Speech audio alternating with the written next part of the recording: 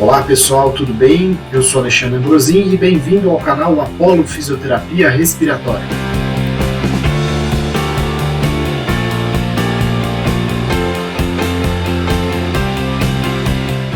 Hoje eu vou apresentar para vocês um artigo que propõe uma nova classificação para as lesões decorrentes do Covid-19. Mas antes, se inscreve no Apollo Fisioterapia Respiratória e ativa a notificação para receber um aviso de que novos vídeos foram lançados aqui no nosso canal.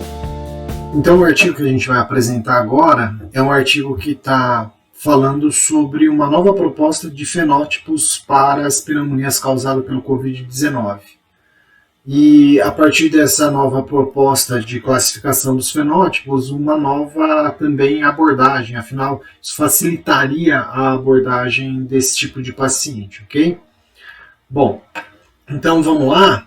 Para quem não se lembra, o Gattinoni, né, também já fiz um vídeo a respeito desse artigo que eu estou apresentando agora. Ó. O Gattinoni já tinha feito a proposta de dois fenótipos para a pneumonia causada pelo Covid-19, ou seja, né, um fenótipo chamado low, onde principalmente era observada a hipóxia, porém se observava pequenas áreas de atelectasia. Então o low era de low elastância, baixa relação ventilação-perfusão, baixo peso pulmonar e pacientes que não respondem ao recrutamento alveolar. E o paciente com fenótipo do tipo high, onde aumentam as áreas de atelectasia, grandes áreas de atelectasia vista pela tomografia, uma relação PaO2-FiO2 que indica a hipoxemia, caracterizada, portanto, por alta elastância, ou seja, baixa complacência pulmonar, o shunt, o peso pulmonar maior, e também pacientes agora que respondem ao recrutamento alveolar.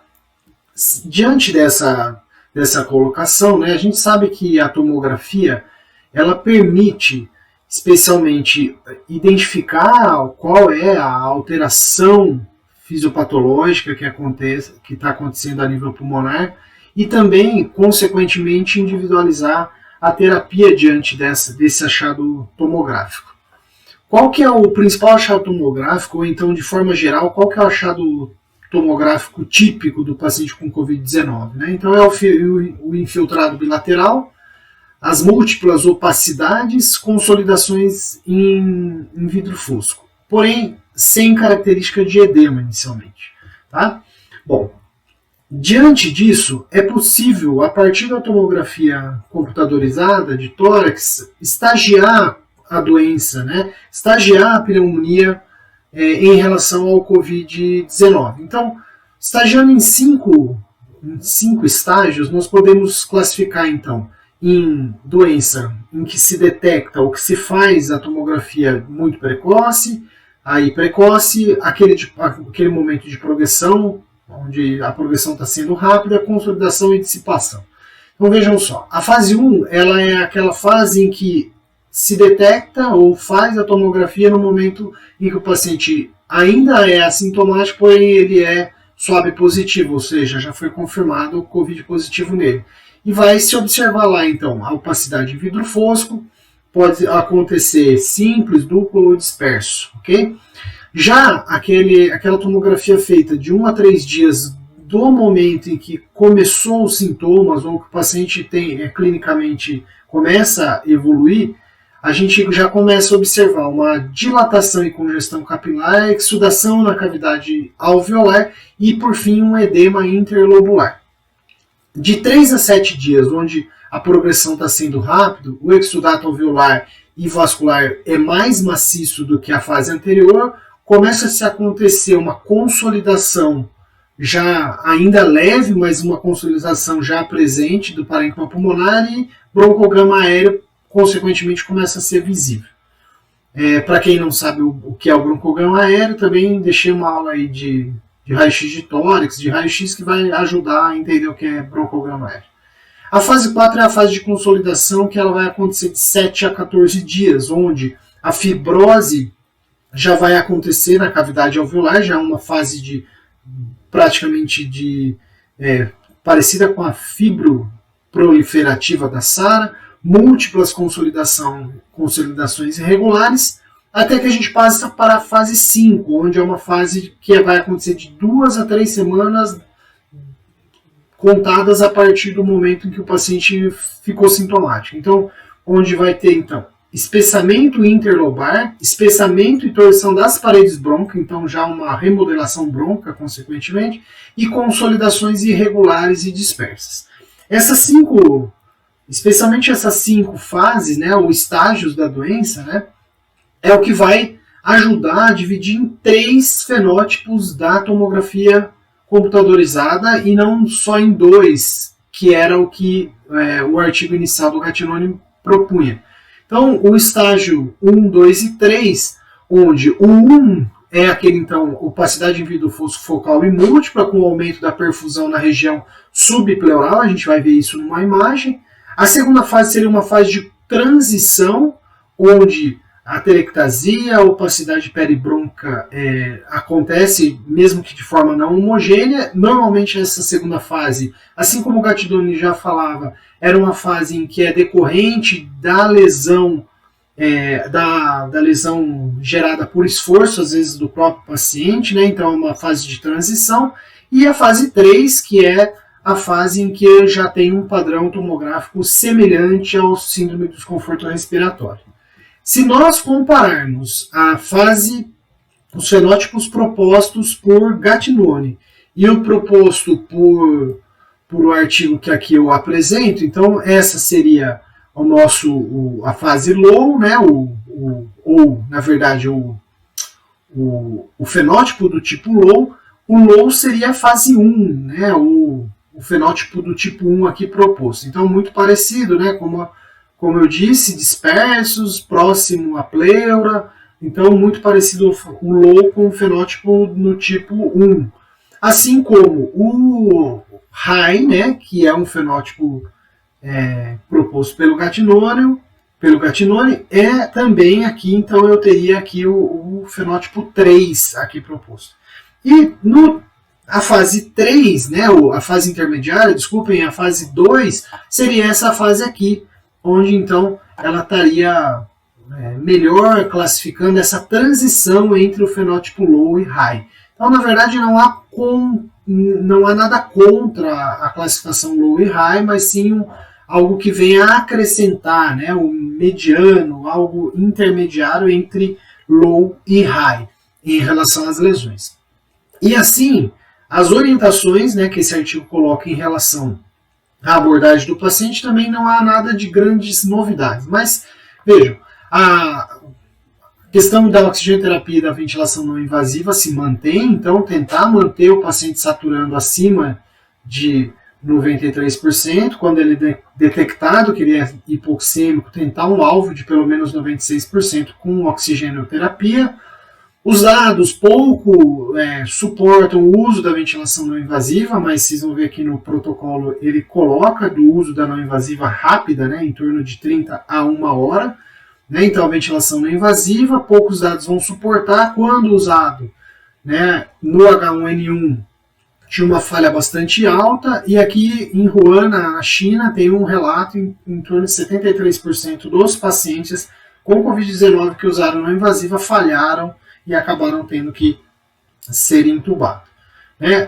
O catéter nasal de alto fluxo e a ventilação não invasiva, quando confrontados, a gente sabe que o catéter nasal de alto fluxo ele tem uma certa superioridade em relação à ventilação não invasiva, mas é fato que aqueles pacientes em que apresentam a necessidade de intubação orotraqueal são aqueles em que a frequência respiratória já está elevada e a saturação não consegue melhorar de acordo com as terapêuticas adotadas anteriormente.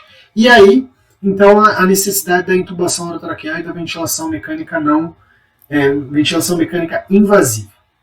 Bom, os autores propõem esse esquema aqui para abordar os pacientes. Então, na admissão, o paciente faz a tomografia de tórax e assim já se consegue classificar o paciente de acordo com os 3 fenótipos. Então aqui observem as características do fenótipo do tipo 1, onde eu tenho múltiplas ou lesões mais focais em vidro fosco. Aqui, então, eu tenho uma fase de transição, onde já tem algumas áreas de atelectasia e uma opacidade peribronca, até que aqui é muito parecido com a lesão gerada ou lesão encontrada nos pacientes com síndrome da angústia respiratória.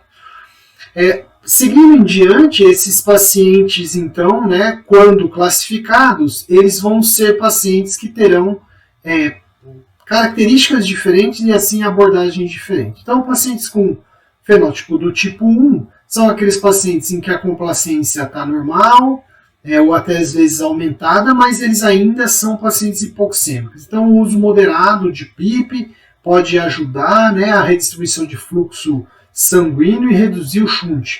Né? Se a hipóxia não melhorar, né, deve-se considerar o uso do óxido nítrico e investigar então a causa da tromboembolia ou tratar a tromboembolia. Nesses pacientes que são pacientes intermediários, são pacientes então que têm predominantemente atelectasia, são pacientes que precisam de PIP de moderado a alto, né, já começam a responder ou precisar da pronação e da mudança de decúbito, que pode então ajudar a recrutar áreas que não estão aeradas. Né? Se a hipóxia também não responder, então tem que se considerar o recrutamento alveolar, a pronação, como a gente já disse, e investigar também as causas de tromboembolia. E por fim, o fenótipo 3, aqueles pacientes com quem já tem edema, a complacência já se alterou, então os parâmetros ventilatórios precisam ser aplicados de acordo com pacientes, assim como pacientes se faz com paciente com SARA, e aí, consequentemente, usar, né, os autores propõem o uso da tabela PaO2-FO2-PIP, né? E esses pacientes, então, podem fazer, inclusive, o uso de esteróides, né, da ECMO, né, e também sempre investigando a questão da tromboembolia. Aqui é uma proposta em que se deve considerar, então, para como agir, né, até chegar na intubação. Então vejam lá. Então a medida da saturação em ar ambiente, caso essa saturação maior ou igual a 95, manter e reavaliar posteriormente, menor que 95, coloca oxigênio, 15 minutos, pelo menos 15 litros, e com máscara de reservatório e aguardar. Se essa saturação ela se mantém abaixo de 95 em relação ao PO2 menor do que 200, proposta é que se faça a ventilação invasiva pelo helmet, usando um PIP de em torno de 10 centímetros de água com FO2 a 60% de 3 a 6 horas até se avaliar a resposta. Caso o seu paciente com a máscara de oxigênio melhore, né, e fique lá com a saturação acima de 95 e a relação PO2 maior que 200, mantém lá e em 2 horas reavalia. Aqui em relação à não invasiva, se o paciente tiver boa resposta, né, que é avaliada pela saturação e pela relação PaO2 e FO2, manter o paciente lá em não invasiva. Aqui eu acrescentaria que tem que olhar o esforço respiratório, coisas que os autores não colocam, mas é bastante relevante. Conforme o meu paciente, se por um acaso a resposta dele foi negativo, ou seja, né, saturando menos que 95%, relação PaO2 menor do que 200 e a frequência respiratória maior do que 28, observe se ele tem indicação da intubação orotraqueal e procede a intubação. Caso não tenha ainda, mantém no helmet e aí tenta avaliar, né, se o seu paciente está melhorando novamente. Então aqui ficaria no sul. Né? O que seriam algumas outras considerações em relação à intubação? A escala de Common de Glasgow, ver se o paciente está apresentando como está o nível de consciência, a estabilidade hemodinâmica. Aqui se propõe o uso da medida de lactato para que indique, e se a frequência realmente está acima de 28 no paciente no CPAP, está indicado então que ele faça uso da intubação orotraqueal. Quando nós vamos determinar a extubação desses pacientes? Bom, vamos avaliar a função respiratória desses pacientes, né, por meio da avaliação da oxigenação, relação PaO2 e FO2, saturação de oxigênio e PaO2, olhar para a ventilação, se está conseguindo manter um bom pH e uma PCO2 razoavelmente dentro do normal, ou se aceita até uma PCO2 próxima a 55.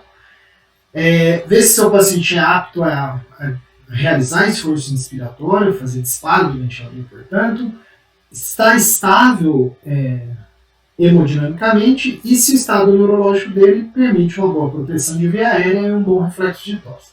Caso isso daqui tudo tenha sido atendido, deve-se considerar então a realização de um teste de respiração espontânea. Esse teste de respiração espontânea ele pode ser feito em CPAP ou em pressão suporte, e assim, se seu paciente passar pelo teste de respiração espontânea, pode ser feito então, pode-se levar esse paciente à extubação e após a realização da fisioterapia. Aqueles pacientes que após extubado, eu vou considerar que esses pacientes falharam na extubação e aí consequentemente vão voltar ao ventilador mecânico, são aqueles pacientes em que a frequência respiratória ou ficou muito bradipneico ou taquipneico, se o índice de respiração superficial rápida dele está acima de 100, se ele está desaturando, a relação PO2 e FO2 está menor que 200, se esse paciente passou a apresentar instabilidade hemodinâmica ou uma taquicardia, né, uma frequência cardíaca acima de 120, se o estado neurológico dele mudou, se ele passou a agitar, se o Glasgow diminuiu, ele está perdendo o reflexo de tosse, teve alguma alteração importante no pH, isso tudo pode me indicar que esse paciente falhou na extubação e vai voltar para o ventilador. Caso contrário, esse paciente ele pode ser considerado um paciente que vai se manter em ventilação mecânica não invasiva, ou então um paciente que até mesmo eu vou continuar fazendo a avaliação seriada da função respiratória para ver como ele está. Ok? Pessoal, espero que todos tenham gostado de mais um vídeo aqui no canal Apollo Fisioterapia Respiratória. Se você ainda não é inscrito no nosso canal, se inscreve no canal, curte nossos vídeos e me acompanhe nas redes sociais. Um abraço!